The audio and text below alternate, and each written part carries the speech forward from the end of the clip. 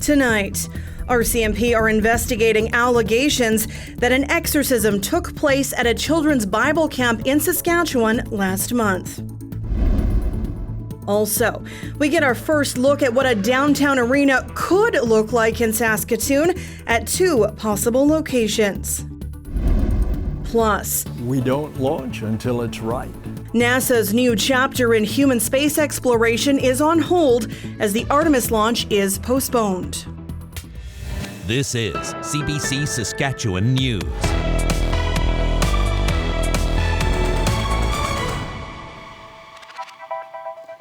It is Monday, August 29th, and the CBC Saskatchewan News starts right now.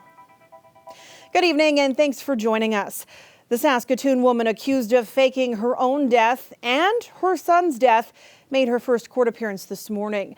The 48-year-old woman is facing charges of mischief and abduction. CBC is not naming her because of a publication ban on information that could identify her son. The woman did not have a chance to speak in court, but her supporters had plenty to say outside. Kendall Latimer reports. Before the 48-year-old woman was brought before a judge, people rallied outside the courthouse, calling on the community to share their support. And we ask you to humbly pray. Earlier this summer, police spent days searching for the woman and her child. She is accused of faking their deaths and using fake documents to enter the United States. In Canada, she faces criminal charges of public mischief and parental abduction in contravention of a child custody order. But her supporters say the justice system is biased against her because she is an Indigenous woman who says she has experienced intimate partner violence.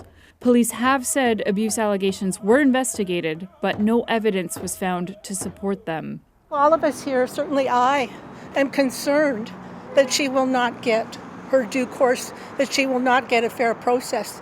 And I think we're all here supporting her and praying that she is let go and not kept in custody. But the Crown says it opposes her release. It will explain why at a bail hearing Friday. We're really disappointed and upset and angry. She's not a danger to society.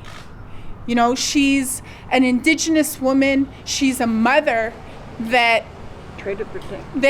wants to be with her son. The Crown also wants a court ruling to prevent the Saskatoon woman from contacting her child or her ex-partner, the father of the child. As if he needs protection from her. Like, who the hell are they protecting here? You know, like, who are they actually protecting? The Saskatoon woman's high-profile defense lawyer, Marie Hennen, did not attend, but Chris Murphy appeared on her behalf.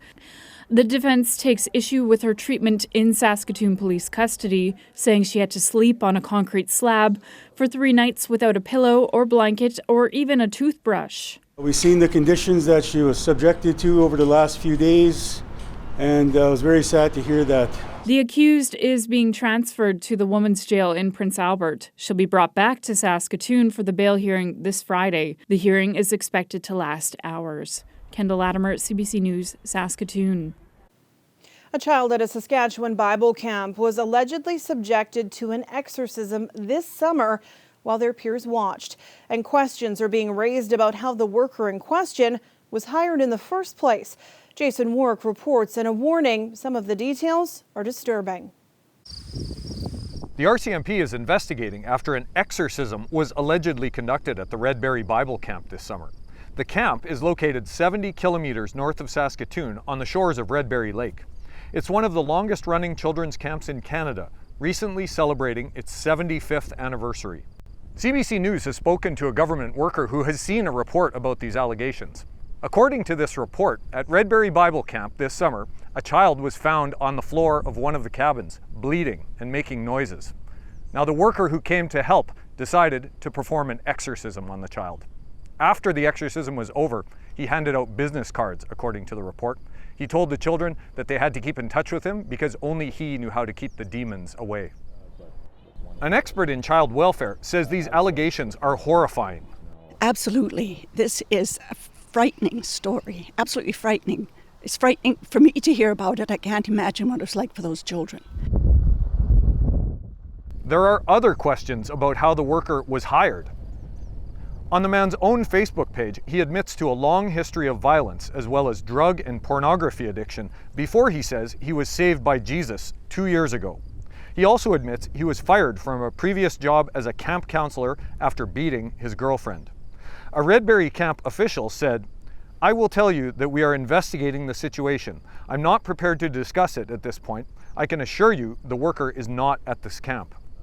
Ailsa Watkinson says that's not good enough. She says Redberry officials owe parents and the public a full, immediate explanation. When we place children into those situations, we have to be very vigilant as to what happens. There needs to be some clear oversight.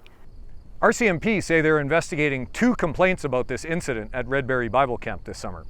It's unclear when that investigation will wrap up. Jason Warwick, CBC News, Redberry Lake.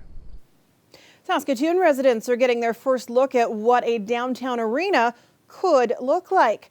Today, the city unveiled artistic illustrations to give people an idea of what an arena could look like in the 2 proposed locations, the Midtown Shopping Centre's north parking lot or the undeveloped city yards in the downtown's north. The illustrations only show the concept of an arena, and any actual design detail would still need to be worked out.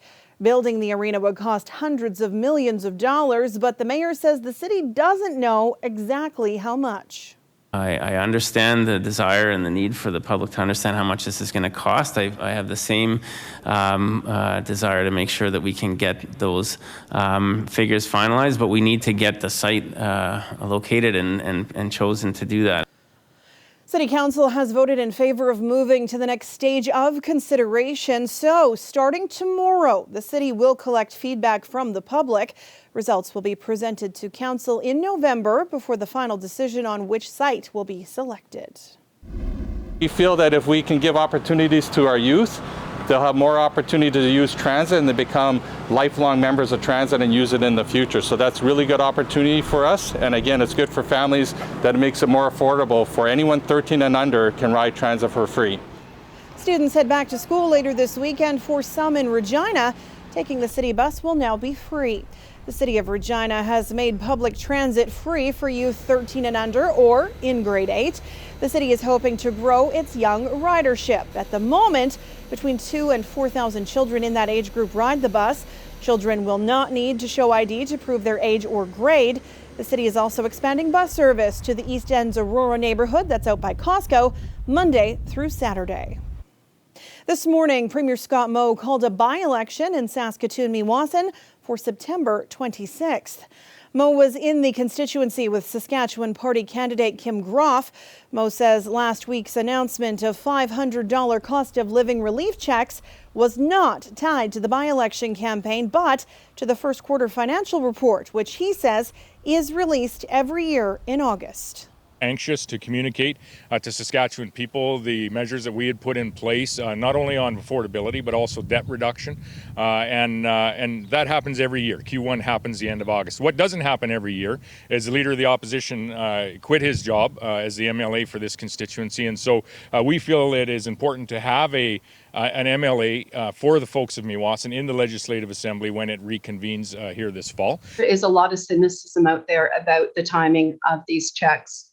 And as I said, I think people see right through it. There's no doubt that people need some support to address the affordability crisis. People are struggling, and people have been struggling for months, right through the summer, while this government sat on all of this excess resource royalty. Both the Saskatchewan Party and NDP candidates said today that healthcare and education have been issues for voters on the doorstep. The NDP has held the Meewasin seat since 2017. A program that tests wastewater for COVID-19 in Saskatchewan is expanding to another 7 communities. Researchers from the University of Saskatchewan have been tracking COVID-19 levels in the wastewater of Saskatoon, Prince Albert, and North Battleford. Now they're also providing some tools and training to do that in 5 First Nations and 2 northern communities. In addition to testing for COVID-19, those communities will be able to track other viruses such as the common cold and polio. Worth noting, The latest reports for Saskatoon, PA, and North Battleford all show significant increases in COVID-19 viral load in those cities. Well, an unexpected surprise for drivers in the middle of the night in Prince Albert. Through Twitter, Prince Albert police started warning people just before 1:30 a.m. on Sunday of a large sinkhole that opened up on the south side of Diefenbaker Bridge. It developed near the turning lane on 12th Street West that leads onto Highway 3 and across the bridge. The massive hole was caused by a water main break. The City of PA says work is underway to get the road repaired. We'll be back after the break.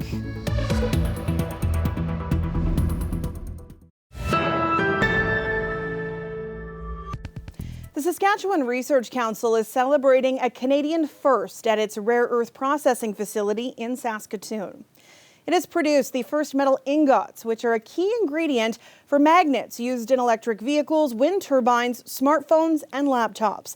The processing facility is still under construction, but next year it's expected to produce enough magnet metal to manufacture 300,000 electric vehicles a year. For now, China is dominating the supply chain on these products. Of course, these rare earth minerals, they have to be mined from the ground first. And that's still pretty new in Canada, but there is potential. CBC meteorologist Christy Kleiman-Haga has taken a closer look into this. Christy, first off, what are rare earth elements? Well, when we're talking about rare earth elements, we're referring to 17 metallic elements, which include 15 lanthanides as well as yttrium and scandium. And those last two, although they're not typically true rare earths, they do contain very similar properties and are found in the same ore. So we group them together, and they have a number of industrial uses, mainly to permanent magnets. That's what you mentioned a few minutes ago. And while those don't seem necessary for everyday life, they are used in a number of modern electronics. So things like cell phones and computers and televisions, even things like wind turbines and electric vehicle motors. So very important uses, especially moving forward. So where do Canada and Saskatchewan stand in the global picture? Well, in Canada, rare earth mining is still pretty new. Globally, China does dominate the market with about 60% of global annual production happening there, about 140,000 tons as of 2020. The U.S. comes in second at about 38,000 tons, but here in Canada, there is quite a bit of potential. According to Natural Resources Canada, there are 21 projects across the country. 7 of those are happening in Western Canada, with 1 in Alberta and 3 in Saskatchewan. You know, Canada really is poised. It's a niche market, but Canada is poised completely to take advantage of this in the future. Now, many of these projects are in earlier stages of development, but we do have one operational mine that's in the Northwest Territories, as well as that processing facility, the first of its kind in North America, that's in Saskatoon. Christy, mining does come with a footprint. What do we know about that?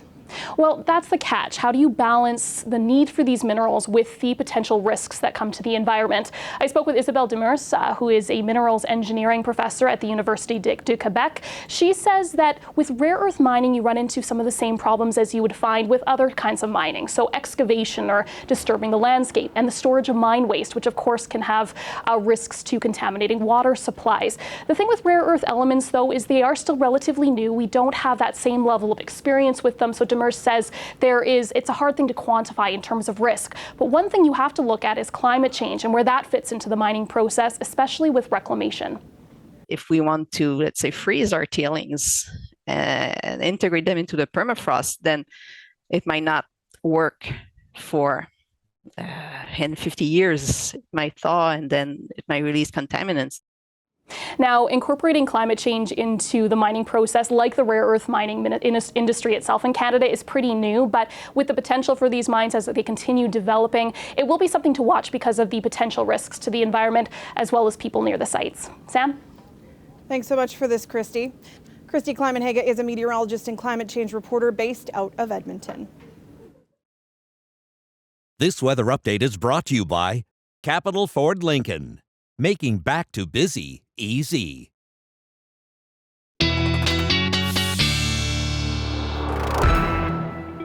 And CBC weather specialist Ethan Williams joins me now. A bit late for us to be getting severe thunderstorms like what we saw over the weekend. It poured in Saskatoon.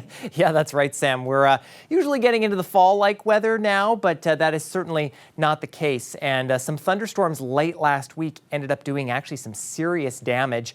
This is a look at the school and community center in the village of Stewart Valley near Swift Current. It was destroyed in a fire that the village says was caused by a series of lightning strikes on Friday morning. Now, the Swift Current Fire Department says a cause is officially yet to be determined. Thankfully, nobody was in that building at the time, but it will not be open for the upcoming school year. They are still trying to figure out what they're going to be doing in that community there. But we did get some rainfall in addition to that over the weekend. And from Saturday and Sunday, totals Christopher Lake and Buffalo Narrows over 30 millimeters. Prince Albert, where that sinkhole opened up near the Diefenbaker Bridge, close to 30 millimeters.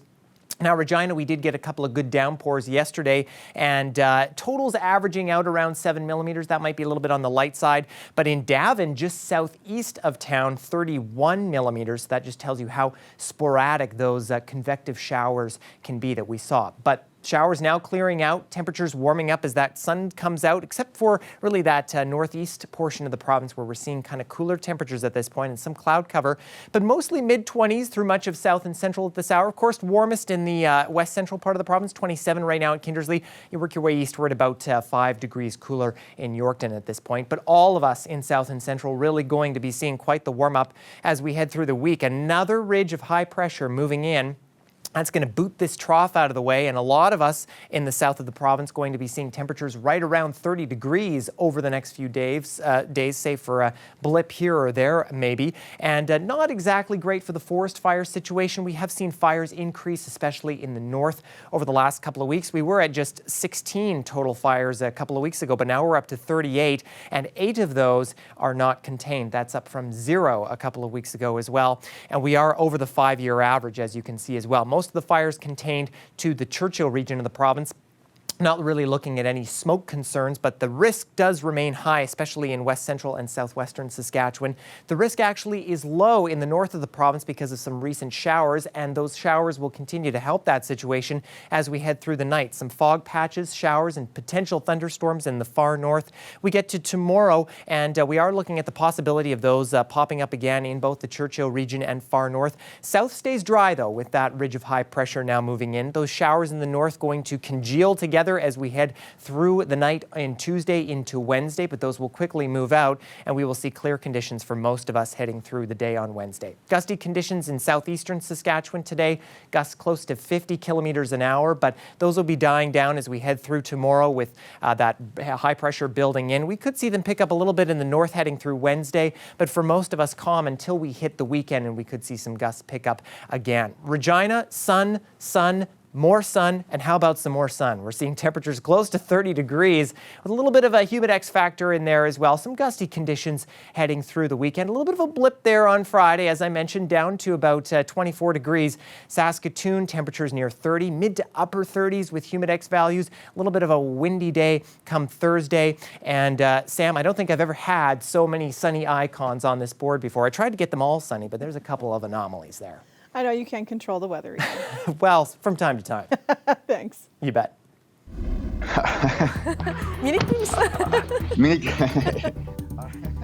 Well, seasoned TV reporters know to be prepared for the unexpected during live broadcasts, but getting slapped behind from a cat will give anyone pause. This happened to a Turkish sports commentator during a TV broadcast. He did manage to recover quickly from the surprise interruption.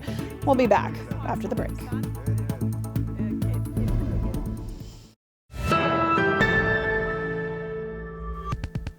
Welcome back. NASA has called off today's launch of its Artemis 1 moon rocket after some last-minute issues. It's meant to be the first big step toward future trips to take humans back to the moon. And even though this is a test flight, the delay suggests the space agency doesn't want to leave much room for errors while undertaking such a complex mission. Jayla Bernstein reports. The excitement of launch day ultimately fizzled into an all systems no. We don't launch until it's right. If tricky weather and lightning strikes in recent days weren't enough, last-minute issues sprang up with one of the rocket's 4 engines. The team worked through a number of issues today. The team was tired at the end of the day, and we just decided that it was the best to knock it off. Each launch costs an estimated $4 billion US. The price tag of the entire Artemis mission, $93 billion. The end goal is to send humans to the moon and set up bases for long-term exploration. But the first step is a trial run. The next window to launch an uncrewed test flight is Friday. We really need time to look at all the information, all the data, and we're gonna play all 9 innings here. At a viewing party at the Edmonton Science Centre, the cancellation left astronomy fans feeling a bit let down. Kind of disappointing, but that's okay. This is really the first big mission by NASA since who knows when. Half a century, in fact. 1972 was the last time humans walked on the moon. More powerful than the Saturn V used during the Apollo years, the Artemis rocket is the most complex ever built. That's why engineers want to iron out all the issues without humans on board. We're used to these delays in this business because it's so dangerous, it's so complicated. He speaks from experience. David Saint-Jacques spent 204 days on the International Space Station. The little boy in me is disappointed. I wanted to see the excitement of a rocket launch, this great new rocket, the beginning of a new era of exploration, back to the moon, ultimately, eventually to Mars. But the sober engineer in me goes, whew, glad that someone found that problem. Better to work out the kinks now before astronauts climb aboard. Jayla Bernstein, CBC News, Montreal.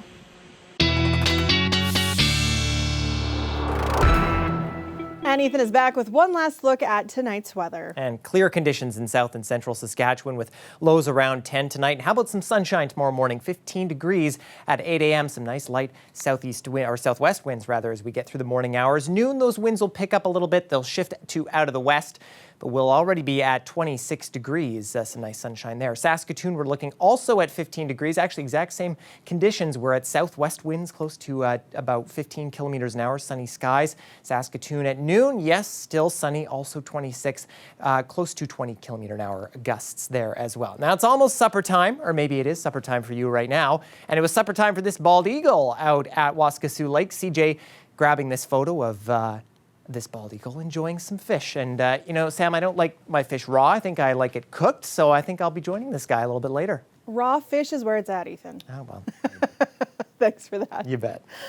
And before we leave you, a local Michif visual artist has been selected as the City of Regina's first ever Indigenous artist in residence. So right now I'm really focusing on beadwork and looking at the past, specifically family beadwork from my family, and kind of reworking that into the now to understand how Indigenous people sort of exists in all these different ways. The 29-year-old Métis artist was selected by a panel after an open call for the position back in June. Audie Murray's work has been exhibited in the U.S., the UK, and across Canada. You may also have noted some of her work in the Radical Stitch exhibit at the Mackenzie Art Gallery in Regina. The Indigenous Artist in Residence program is designed to celebrate and amplify the voices of Indigenous artists and their presence in the community. Murray will explore the theme of urban indigeneity. She will also support youth mentorship, helping young people to learn beadwork alongside local cultural leaders. Looks like a great program. And that is it for us tonight. For News Anytime, you can head to cbc.ca/sask, or you can subscribe to the CBC Saskatchewan YouTube channel. Glenn Reed will be back with more local news at 11. Thank you for watching, and have a great night.